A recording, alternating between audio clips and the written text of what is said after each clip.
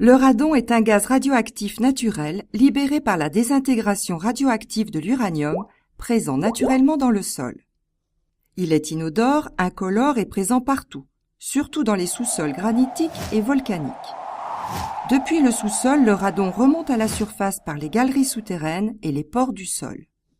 À l'air libre, le radon est dilué, mais dans l'atmosphère plus confinée d'un bâtiment ou d'une maison, il peut s'accumuler et atteindre des concentrations élevées. Le radon s'accumule dans des endroits clos et peu ventilés comme les caves ou les vides sanitaires.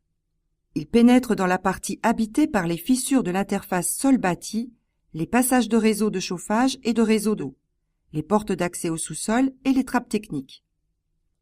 Lorsqu'il est inhalé durant une longue période, le radon est un facteur de risque reconnu de cancer du poumon. La combinaison du radon et du tabac augmente le risque.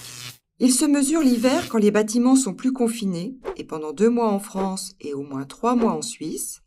Sa mesure peut être réalisée directement par l'occupant en se procurant un dosimètre ou en faisant appel à une entreprise spécialisée.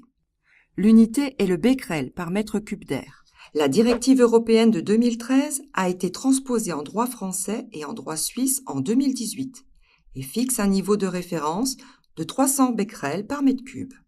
Pour réduire les concentrations de radon dans un bâtiment, il existe des techniques, le plus souvent complémentaires, visant à limiter son entrée par une bonne étanchéité et à l'évacuer par la ventilation.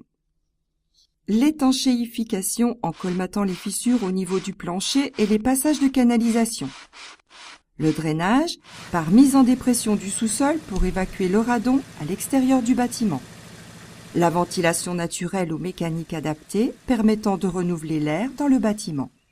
Dans tous les cas, il convient d'aérer 10 minutes par jour, hiver comme été, en ouvrant les fenêtres.